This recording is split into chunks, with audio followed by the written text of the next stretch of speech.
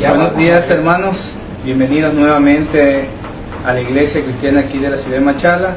Hoy 26 de marzo del 2017 a seguirnos alimentando de las parábolas de nuestro Señor Jesucristo. Hoy continuamos con el ciclo de enseñanzas. La parábola que vamos a ver el día de hoy es la torre y el rey en expedición de guerra. No sin antes, siempre como toda la semana, agradeciéndole al Señor que nos haya llenado de sus ricas bendiciones en cada uno de nuestros hogares, que siempre nos haya sentido siempre predispuesto a seguirlo alabando, honrándolo y predicando su palabra, a seguir conociendo mediante sus escrituras y que nos tiene el día de hoy preparado nuestro Señor. Sentámonos regocijados en Él, sentámonos con nuestro corazón predispuesto a aprender de su palabra. Hermanos, bienvenidos el día de hoy. Como les mencionaba hace un momento, la parábola que vamos a ver es la torre y el rey en expedición de guerra.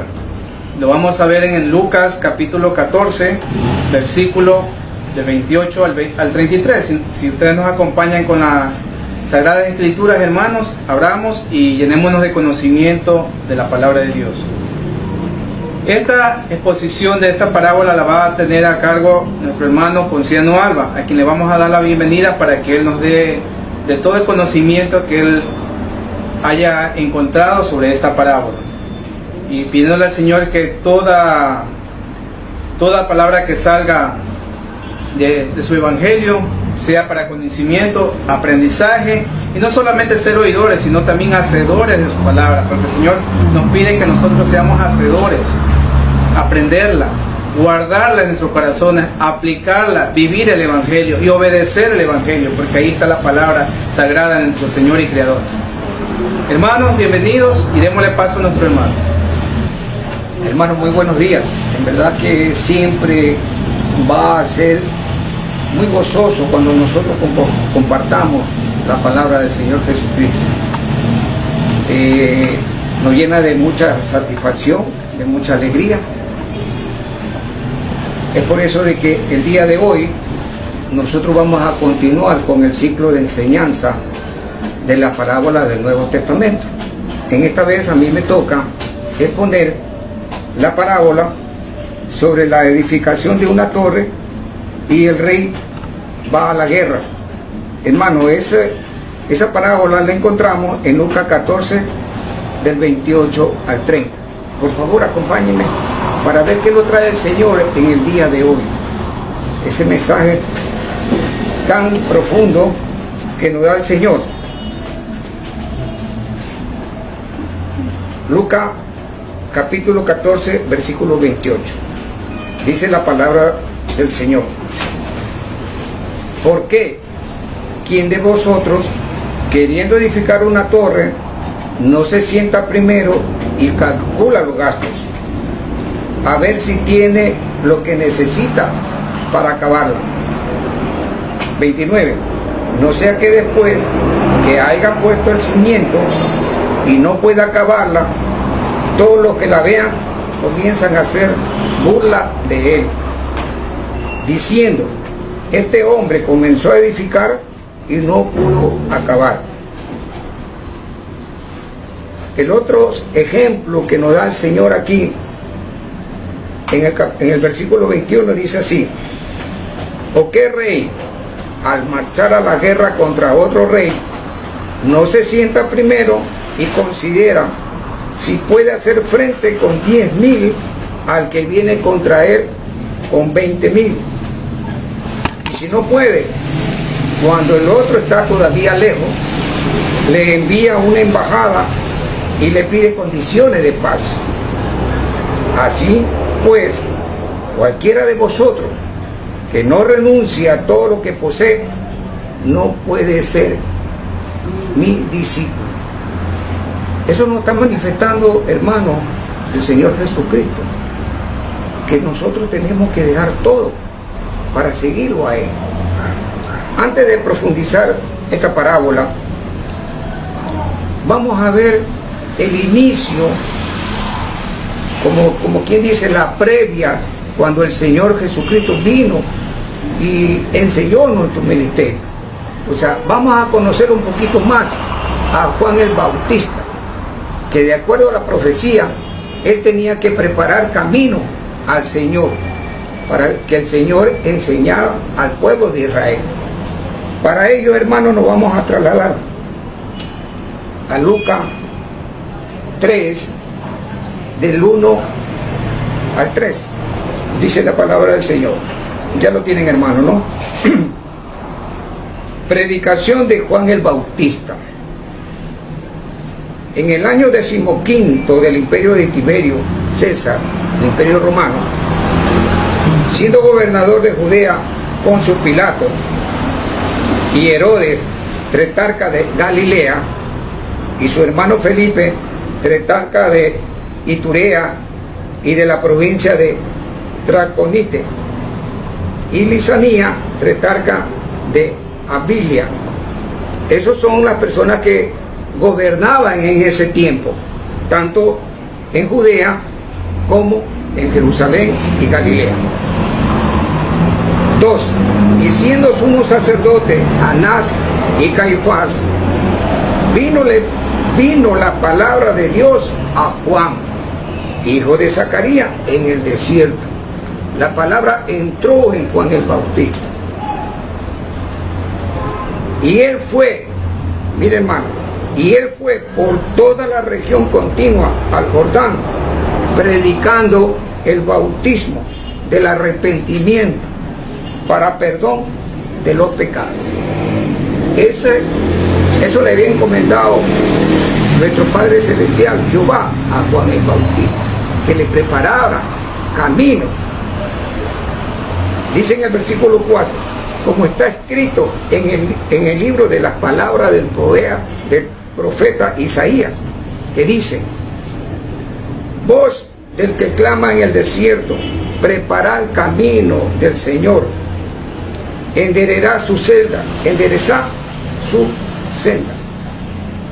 Mire hermano, esa es la finalidad de Juan el Bautista, de dar a conocer que el Mesías iba a llegar, iba a venir. Bien, nos vamos a trasladar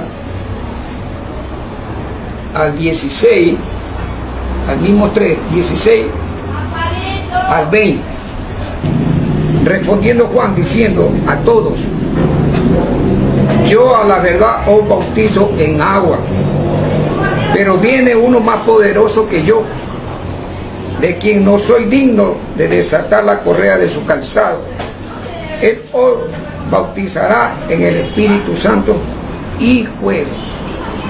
Eso guarda relación, hermano, con lo que sucedió en Hechos, donde estuvieron reunidos y vino el Espíritu Santo en forma de fuego, como lengua de fuego.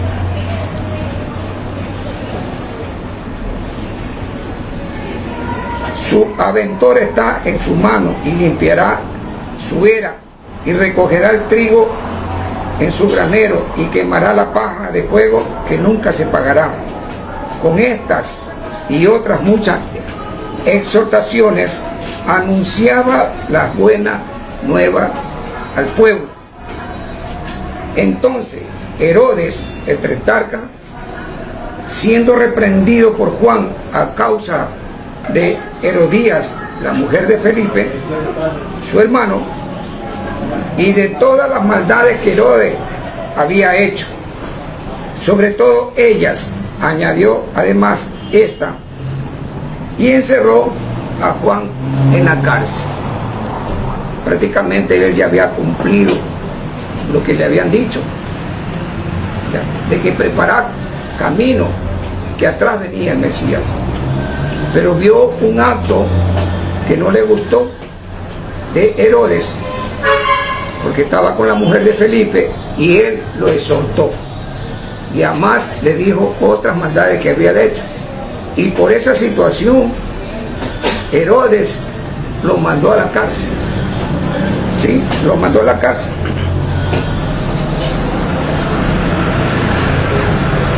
Entonces, hermano, Juan fue encarcelado. Vamos a ver qué dice la misma Biblia en Mateo 11, del 9 al 11. Que la gente le preguntaba, ¿y quién es Juan el Bautista? ¿No? Le preguntaban a él, ¿quién era? Y Jesús le contesta, ¿no? En Mateo 11, del 9 al 11. Pero, ¿qué saliste a ver? ¿A un profeta? Sí os digo, más que profeta, le contestó Jesús. Porque este es de quien está escrito. He aquí, yo envío mi mensajero delante de tu faz, el cual preparará tu camino delante de ti.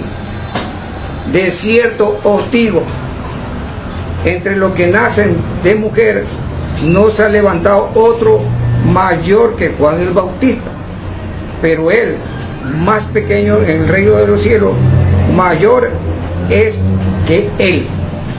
Mire cómo el Señor Jesucristo, ¿no?, le da el valor a Juan el Bautista.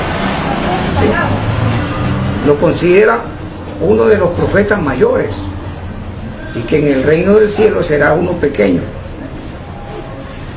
Veamos ahora, hermano, qué nos trae el Evangelio de Juan. El Evangelio de Juan.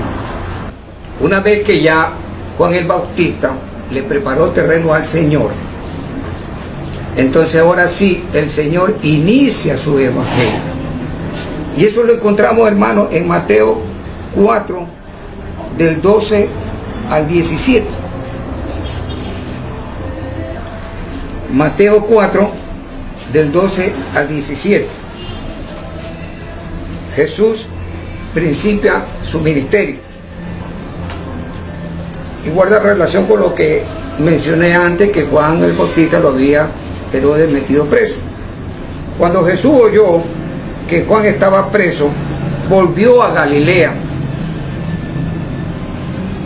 Y dejando a Nazaret, vino y habitó en Capernaum, ciudad marítima en la región de Zabulón y de Neftalí.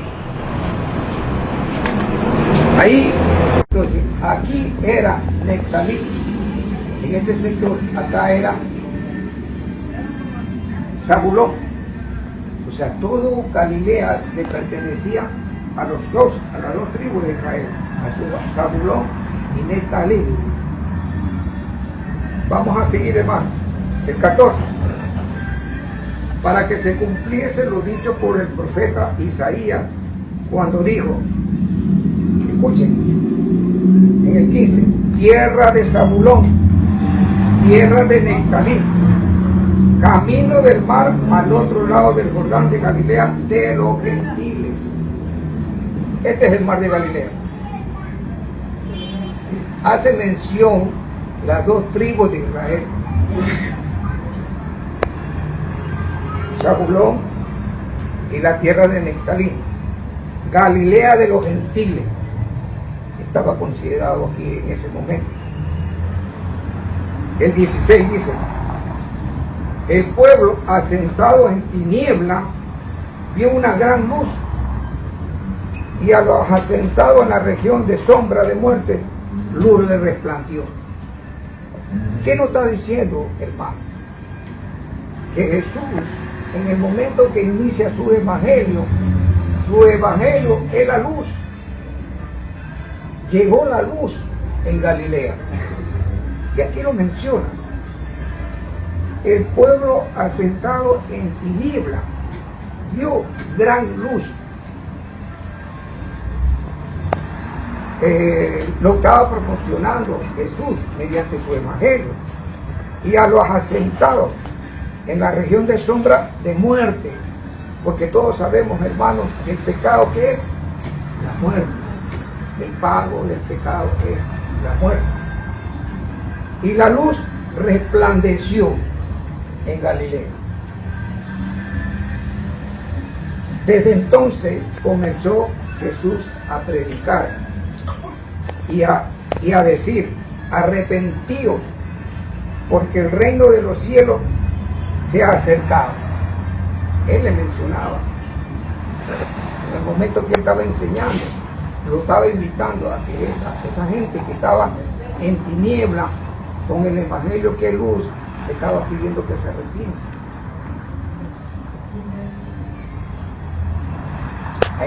Ahí más o menos esta partecita que es importante destacar y enfatizar es dónde comienza Jesús su ministerio. Como centro de operación, él lo tenía en Capernaum. Ya hizo un milagro en Corazín y en Betsaida. Ya hizo un milagro, pero la gente no se quería arrepentir. Vamos a ver qué nos dice la Biblia en 4, versículo 23. Nos indica lo siguiente: y recorrió Jesús toda Galilea. Yo aquí lo he puesto una división de Galilea en relación a Samaria y en relación a Judea. O sea, habían como especie de 3 estados palestinos. Entonces Galilea tiene su división. Enseñando en la sinagoga de ellos y predicando el evangelio del reino y sanando toda enfermedad y toda dolencia en el pueblo. Galilea comenzó primero y se difundió su fama por toda Siria. Siria queda en la parte de arriba, hermano, por la más arriba. Desde allá venía la gente ya. La fama de Jesús comenzó a crecer. Entre ellos se pasaban la voz y decían: no, allá está el Mesías, llevemos a nuestro enfermo para que lo sane. Y se difundió su fama por todo Siria. Y le trajeron todos los que tenían dolencias, los afligidos por diversas enfermedades y tormentos, los endemoniados, lunáticos, paralíticos, y los sanó. Personas que le llevaban, él los sanaba. Y le siguió mucha gente de Galilea. Miren, no solamente Galilea, de Decápolis, de Jerusalén, de Judea y del otro lado del Jordán. Miren, hermano, venía gente no solamente de Siria, sino de Samaria, de Judea y al otro lado del Jordán. Por eso que la Biblia no habla de una multitud, bastante gente.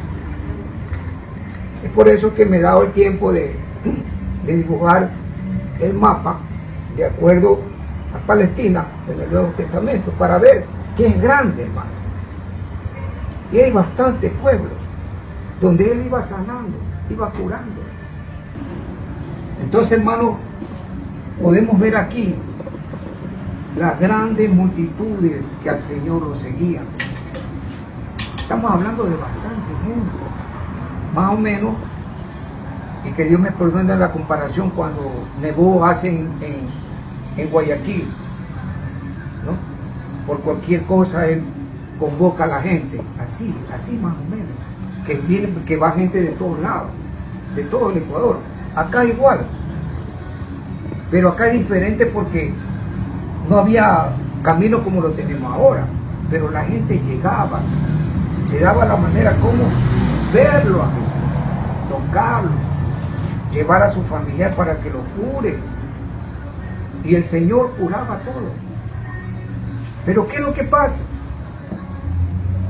Como era una novedad, incluso los fariseos lo seguían por todos lados, porque lo estaba reemplazando según ellos, e incluso lo trataban mal porque le decía: y este que come con los pecadores, con los publicanos, o sea, lo menospreciaban.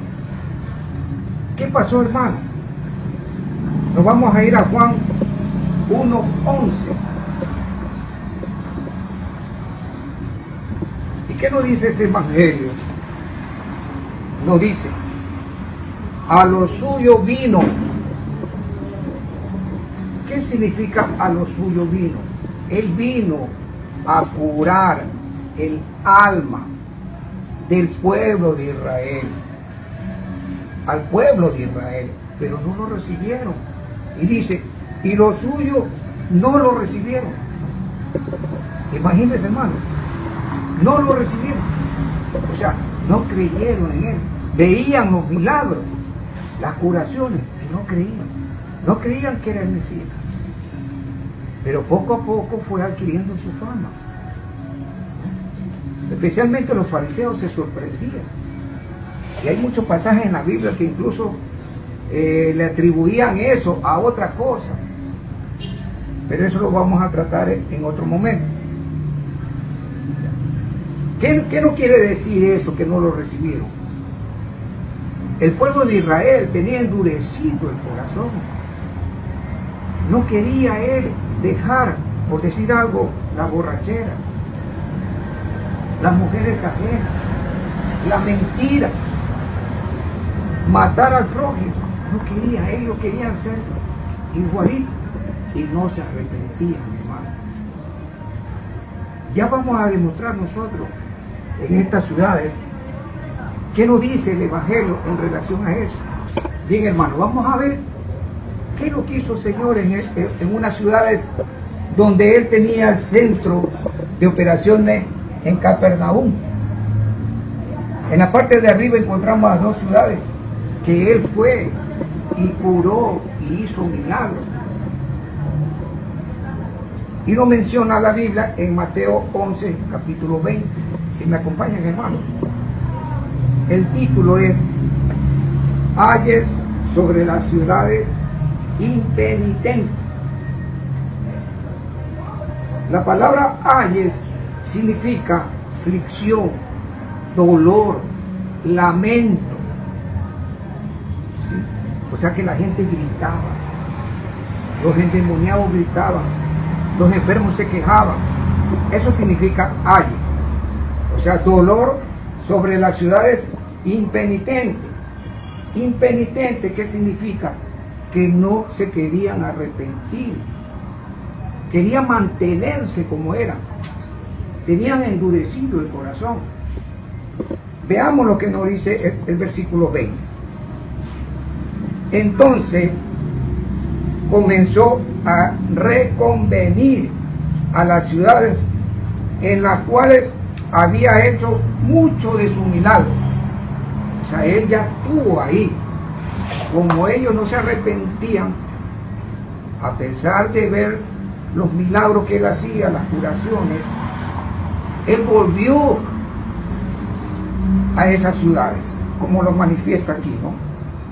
Reconvenir a las ciudades en las cuales habían hecho muchos milagros, porque no se habían arrepentido, diciendo, mire lo que le dijo el Señor a esa gente de esos pueblos.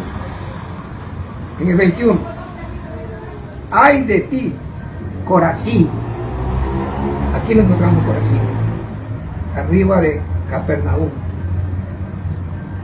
Ay de ti, Besaida, al otro lado del Jordán. Porque si en Tiro y en Sidón se hubieran hecho los milagros que han sido hechos a vosotros, hermano, Sidón queda por acá, ¿no? Tiro y Sidón. Él hizo una comparación. ¿Ya? En Tiro y Sidón se hubieran hecho los milagros que han hecho en vosotros, tiempo a que se hubieran arrepentido en silicio y en ceniza. Mire lo que le dice el Señor a esas personas. Ellos estaban viviendo la ley, y si Él aplicaría la ley, lo hubiese hecho a la fuerza, pero el Señor no lo hizo a la fuerza, porque el arrepentimiento es voluntad de la persona, porque Él nos dio un libre albedrío, y nosotros tenemos que decidir si nos arrepentimos o no. Por eso es importante conocer el Evangelio, leer la Biblia, para que nuestro corazón vaya cediendo y el conocimiento nos vaya haciendo ver de que lo que estamos haciendo no está bien. Mire, hermano, silicio significa en el diccionario dice que es un traje con puras puntas de hierro. Aquellos que no obedecían le ponían ese traje, pero eso lo hacían ¿quién? Los fariseos. Era un cinturón con punta de hierro que le ponían a aquellos que no cumplían la ley. En silicio y en ceniza. Ceniza, estamos hablando ya de la muerte. Eso hacía con aquellos que no cumplían la ley. Pero el Señor no hizo eso. No utilizó eso para que ellos se arrepientan. Vamos a seguir.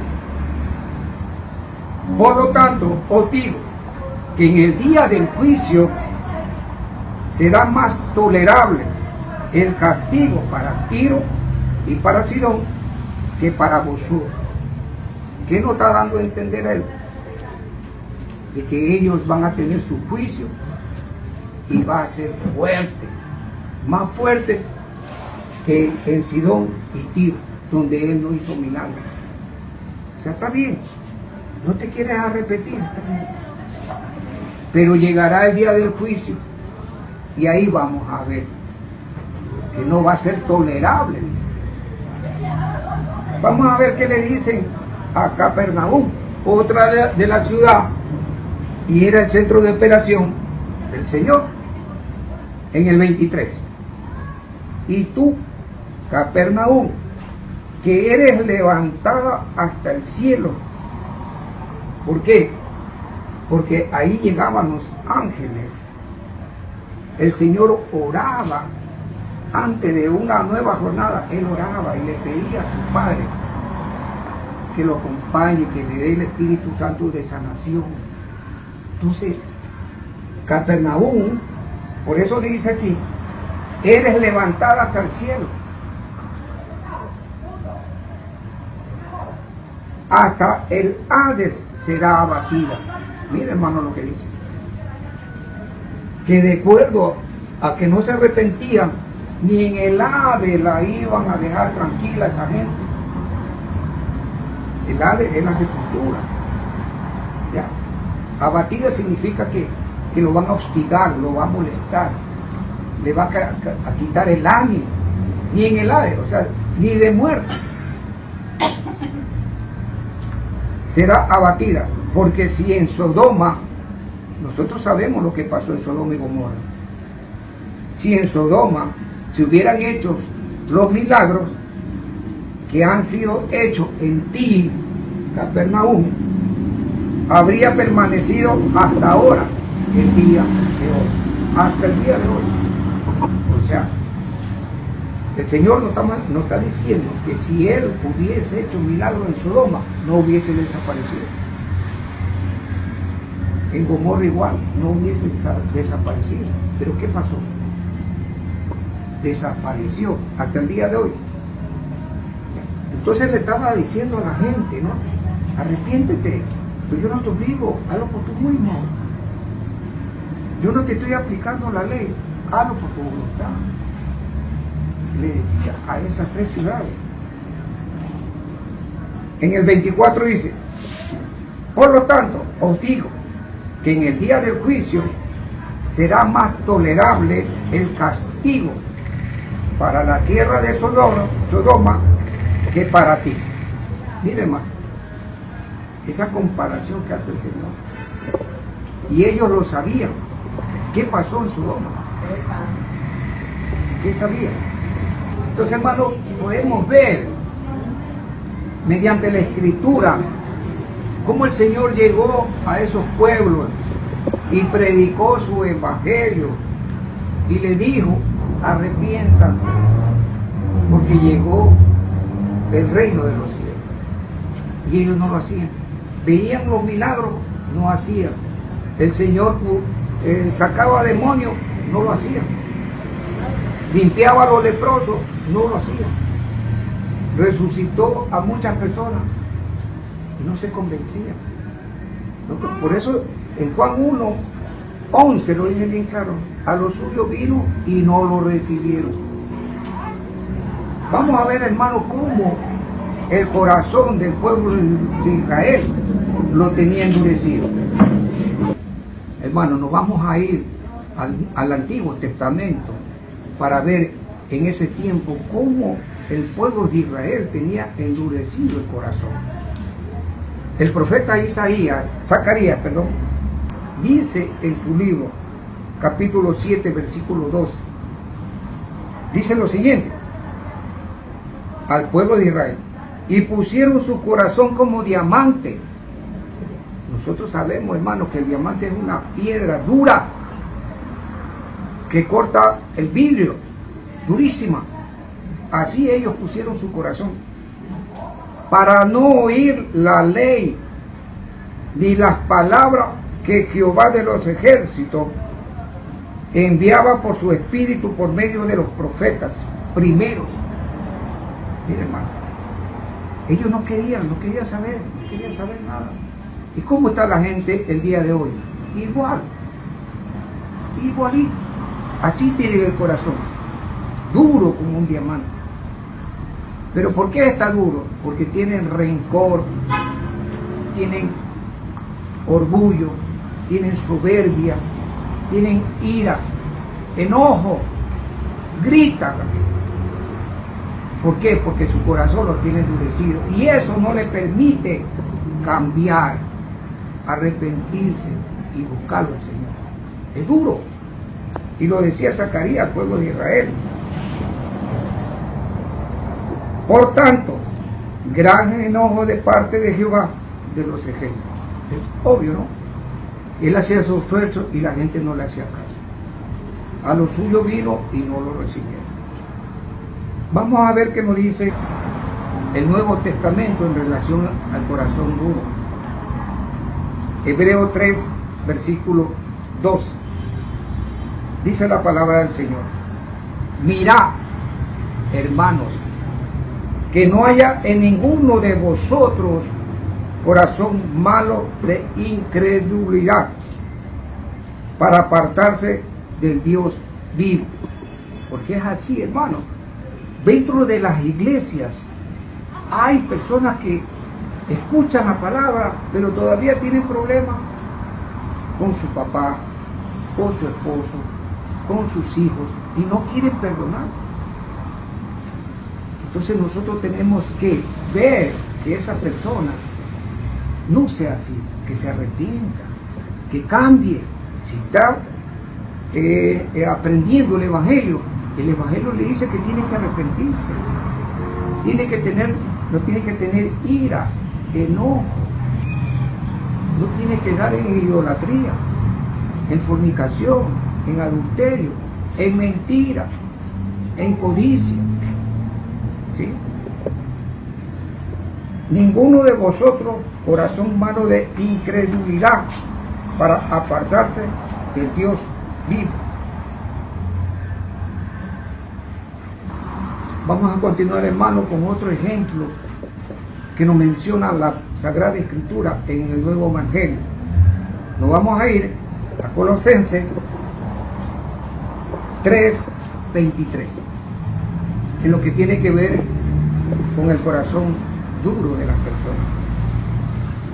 Dice la palabra del Señor: y todo lo que hagáis, hacedlo de corazón, como para el Señor y no para los hombres. Mire, hermano, es un mensaje pero que tiene bastante fundamento. Nosotros hemos visto, sin el ánimo de jugar ni ofender a nadie, pero vemos personas en la calle predicando la palabra. ¿Sí? ¿Cuál es la finalidad de ellos? Que la gente lo vea, que el hombre lo felicite y le dé la gloria, cuando no es así. La palabra no lo dice así, porque Jesús nunca fue en ese sentido que él gritaba, ¿sí? Que él se ponía molesto, ¿no? Más vale él quería que no sepan. Cuando hacía un milagro le decía: no, matémoslo en secreto, y la gente lo divulgaba. Mire la diferencia, ¿no?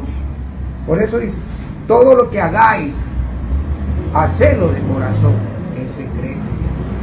como para el Señor y no para los hombres.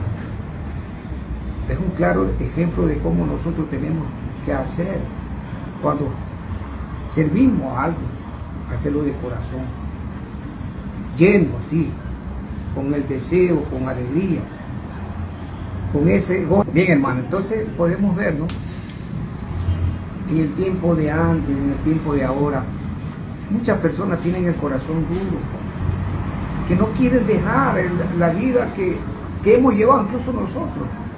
Se nos ha hecho muy duro dejarla, pero ahora ya nosotros, al conocer el Evangelio, la palabra de Dios por medio de su Hijo, ya sabemos que tenemos que arrepentirnos, pedir perdón y dejar lo malo y hacer lo bueno.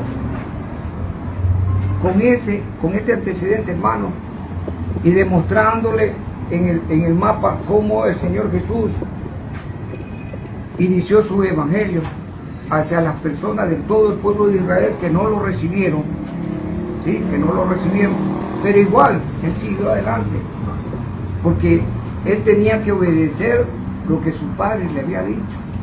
El evangelio tuvo una duración de 3 años y medio que él enseñó al pueblo de Israel, a sus discípulos, y después lo convirtió en apóstol, y ellos quedaron hacia nosotros, y ahora nosotros estamos aprendiendo mediante la palabra y por el Espíritu Santo. Ahora sí, con este antecedente, pues hermano, con esta previa, vamos a entrar a la parábola, ¿sí? No vamos a ir a la parábola, porque es fundamental saber y conocer cómo en ese tiempo esas personas tenían su corazón. Por eso que ahora nos da mucha respuesta de lo que nosotros no entendíamos. Porque Dios, Jesús, siendo piadoso, misericordioso, bueno, que tenía como fundamento la paciencia, la benignidad, le hicieron lo que le hicieron. Ahora nos damos cuenta de que el corazón, especialmente de los fariseos, tenían maldad. Ellos tenían enraizado la maldad. Ahora sí vamos a entrarnos a la parábola para saber el mensaje que nos ha dado el Señor mediante esa parábola. Nos vamos a ir a Lucas 14.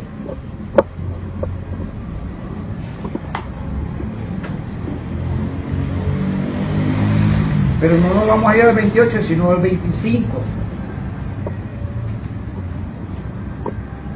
Ahí nos trae un mensaje el Señor antes de entrar a la parábola.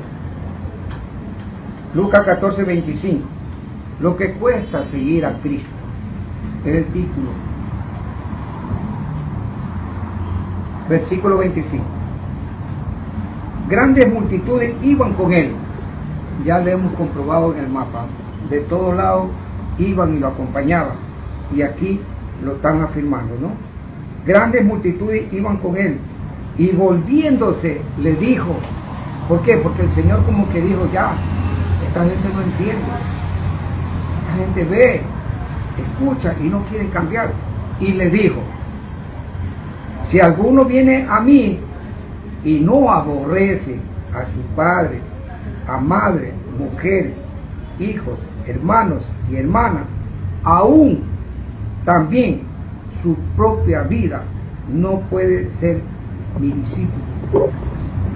Eso iba para los 12 que después fueron apóstoles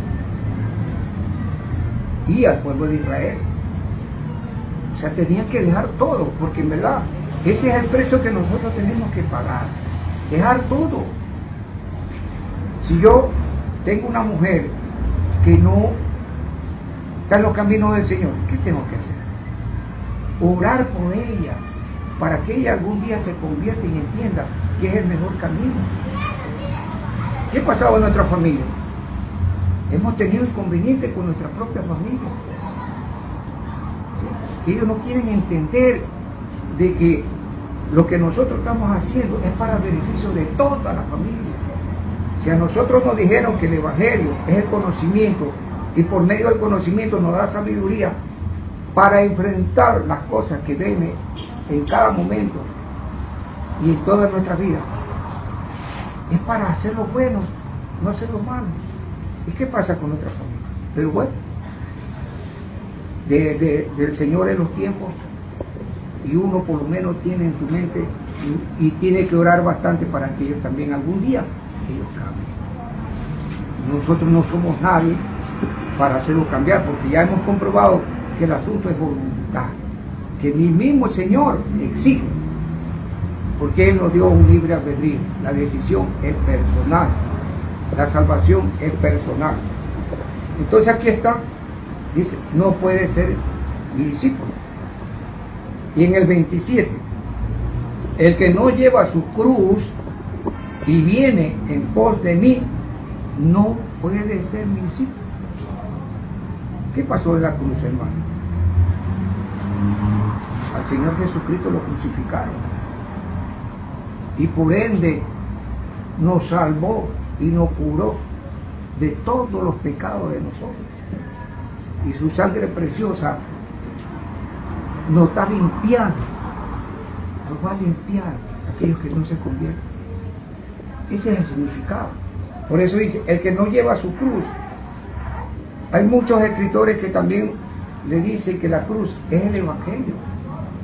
Es el Evangelio del Señor. Y es una gran verdad. Porque si uno no sabe el Evangelio, el resto no viene. No viene. Por eso dice, el que no lleva su cruz y viene en pos de mí, no puede ser mi discípulo. Ahí entramos ya a la parábola, en el 28. Y el Señor da dos mensajes, ¿no? El 28 dice, ¿por qué? ¿Quién de vosotros, queriendo edificar una torre, no se sienta primero y calcula los gastos? A ver si tiene lo que necesita para acabarla. A no ser que después que haya puesto el cimiento y no pueda acabarla, todos los que lo vean comiencen a hacer burla de él, diciendo, este hombre comenzó a edificar y no puede acabar. Es obvio, hermano. Si nosotros no nos sentamos primero a calcular los gastos, ¿cómo vamos a comenzar a hacer una casa? En este caso una torre. Nosotros tenemos que primeramente utilizar el proceso administrativo, que es primeramente investigar en qué terreno lo vamos a construir. Si tenemos el dinero para comenzar y terminar, investigar si ese sitio donde voy a construir mi casa es conveniente, porque nosotros estamos viendo ahora que hay barriadas que en verdad da bastante que decir, donde hay el agronismo, hay la drogadicción, todo eso. Pero ¿qué tenemos que hacer? Investigar. Después, ¿qué tenemos que hacer, hermano? Planificar, hacer los planos. Voy a hacer una casa de 1 piso, de 2 pisos. Voy a hacer con la vía futura, a ver si el dinero me alcanza. Tenemos que hacer los planos de la casa. A continuación de eso tenemos que organizarlo. O sea, si ya tengo donde el terreno, tengo los planos, voy a comprar el material y tengo que distribuirlo y ordenarlo de acuerdo a cómo van a ir ocupando. Tengo que organizarlo. Después, ¿qué tenemos que hacer? Dirigir la obra. O si no tenemos la capacidad, encargarle a un ingeniero para que administre la obra. Miren, hermano, es algo lógico. Para que las cosas nos salgan bien, tenemos que buscar a alguien, un profesional, para que lo dirija. Después tenemos que controlar, después tenemos que fiscalizar, y por último tenemos que hacer una evaluación, si realmente lo que me proyecté está dentro de lo presupuestado, o si no, hubo que hacer un aumento, ¿sí? Y tuve que sacar más dinero. Entonces, ¿qué es lo que tengo que hacer? ¿Y qué nos dice el Señor? Siéntate primero al calcular lo que vas a gastar. Ahí lo dice. ¿Sí? No se sienta primero y calcula los gastos a ver si lo que tiene necesita para acabar.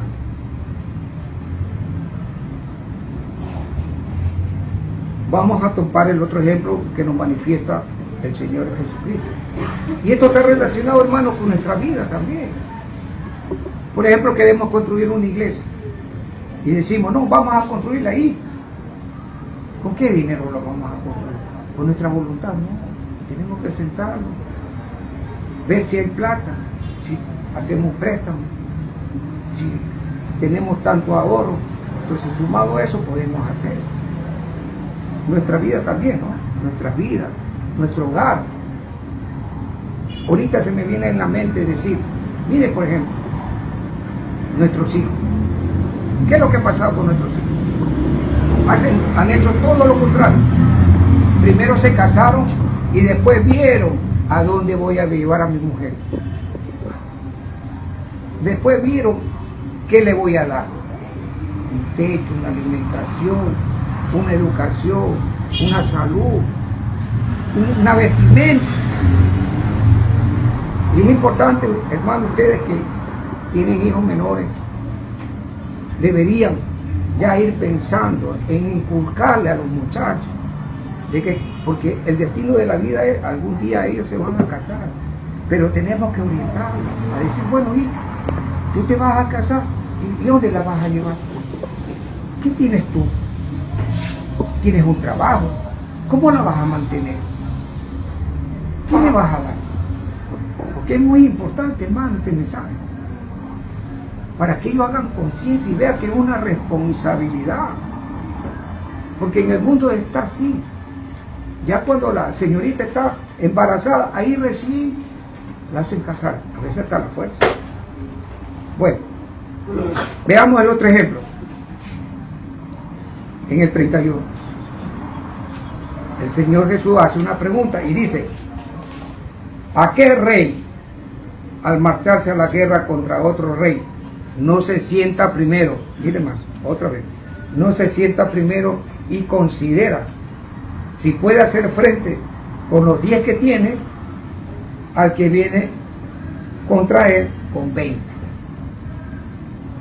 Y si no puede, cuando el otro esté todavía lejos, le envía un mensaje y le pide condiciones de paz. Así pues, cualquiera de vosotros que no renuncia a todo lo que posee, no puede ser mi discípulo. Nuevamente lo dice el Señor. Es obvio, ¿no? En ese tiempo, por los reyes se basaban en la capacidad de los hombres que tenían.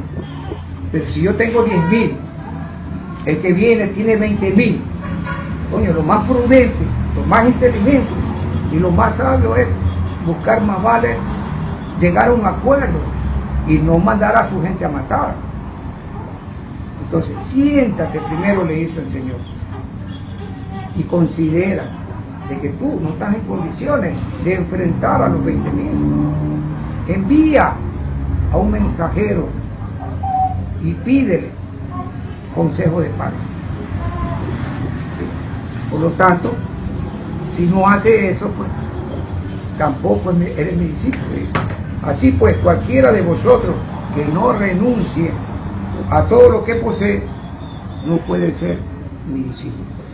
Mire, hermano, en verdad que es algo que uno lo pone a reflexionar. O sea, uno no aspira a nada, al menos en lo que concierne a mí, yo no aspiro a nada. Yo quiero, ¿qué? Aprender cada día más. ¿Sí? Escudriñar más la Escritura, para que se me manifieste a mí y conocer las profundidades que tiene la Escritura, ¿no? Y esto es lo que lo estoy transmitiendo yo. Eso me ha enseñado el Señor. Me ha dicho, tienen que enseñarlo así, para que tus hermanos entiendan.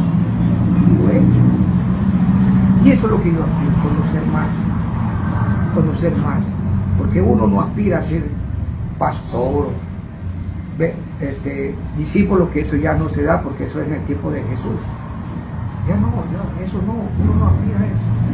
Con ese conocimiento de causa, ¿no? Uno poder de llevar un mensaje al hijo, al amigo, si es que desea, si es que desean, y orar por ellos para que ellos cambien, porque con la oración, que es poderosa, ¿sí?, puede que el Señor les tope el corazón y ellos vean de que lo que está haciendo por su vida está mal, y cambien, hermano, porque eso es lo que se quiere, que nuestra familia cambie. Y qué bonito que sería que aquí hubieran más, pero bueno, eso lo pone el Señor. No tenemos que desesperarnos, eso lo pone el Señor. Bien, hermano, con este conocimiento, pues, y este trato que le hemos mencionado sobre la Escritura, que en verdad es un conocimiento muy bueno, porque eso nos permite a nosotros reestructurar nuestra vida con estos mensajes. Ahora vamos a aplicarle a la iglesia, esta parábola la vamos a aplicar a la iglesia, y nos vamos a ir a Colosenses,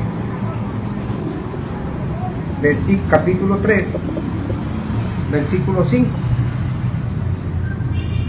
Si ustedes me acompañan, hermanos, Colosenses 3, versículo 5. El título es La vida antigua y la nueva.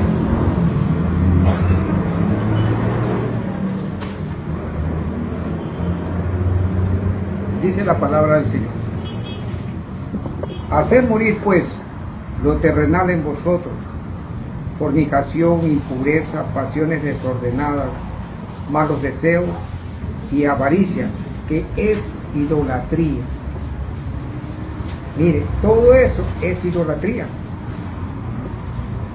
Lo repito: haced morir pues lo terrenal en vosotros, fornicación, impureza, pasiones desordenadas, malos deseos y avaricia, que es idolatría.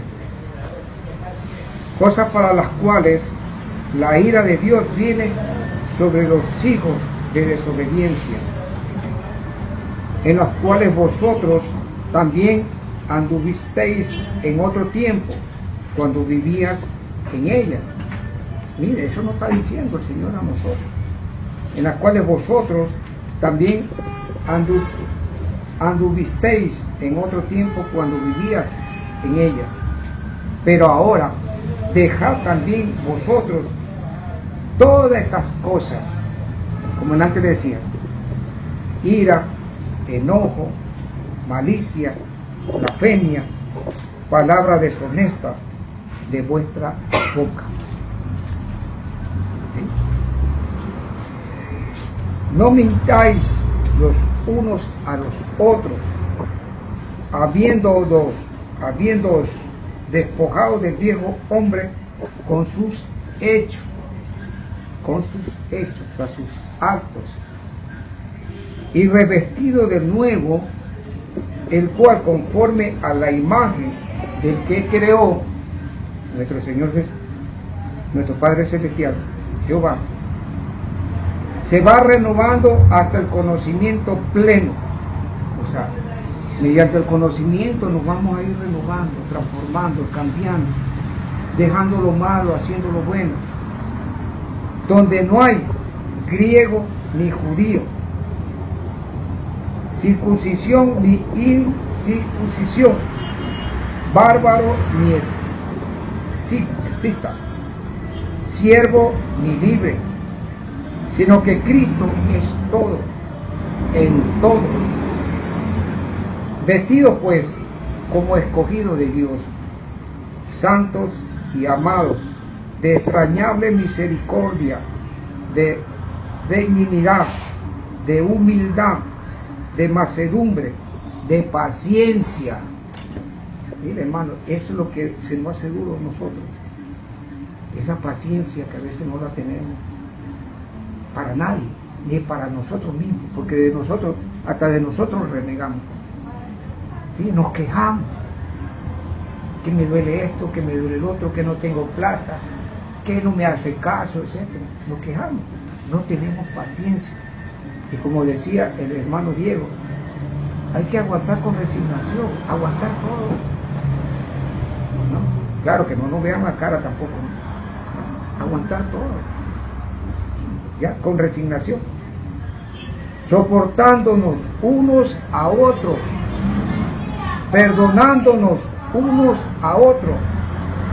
Si alguno tuviera queja contra otro, de la manera que Cristo os perdonó, así también hacedlo vosotros. Si Dios nos perdona a nosotros, nos ha perdonado, nos ha curado de nuestros males, ¿por qué no podemos nosotros también pedir perdón hacia un hermano, hacia un sobrino, hacia nuestros hijos? Tenemos que hacerlo, porque ya nuestro corazón, el mismo conocimiento nos ha emblandado. Ya tenemos que hacerlo. Ya no, ¿para qué? Tener ese corazón endurecido, entonces ya no cabe. Y sobre todas estas cosas, vestido de amor, que es el vínculo perfecto. Bien, hermano, hasta ahí es la aplicación a la iglesia. En verdad que esta parábola, a los tiempos que yo la predico, o sea, la transmito, he escudriñado la escritura y ahora se lo pongo de manifiesto a ustedes, ha sido muy interesante. Creo que valió la pena descansar para retomar esto y lo he hecho con más ganas, con más ahínco, con más énfasis. Entonces me siento muy bien, me siento gozoso y la pongo a la consideración de ustedes, hermanos, para que posterior pues podamos hacer el taller y ampliarla un poquito más, no sin antes pues agradecerle a nuestro Padre Celestial por este día, por la salud que nos da a nosotros y por la oportunidad que nos dio hoy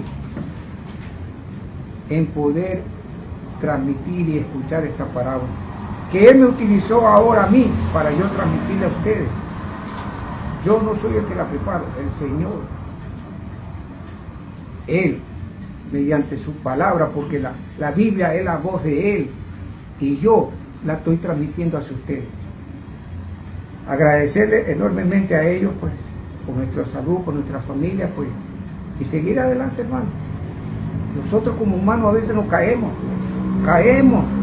en una tentación, en una ira, en un enojo, caemos, pero tenemos que seguirnos levantando, nos levantamos y seguimos adelante, aunque la gente nos juzgue, eso ya no cabe en nosotros, ya eso ya quedó atrás, ya eso, como quien dice, no se le para bola, no se le da importancia.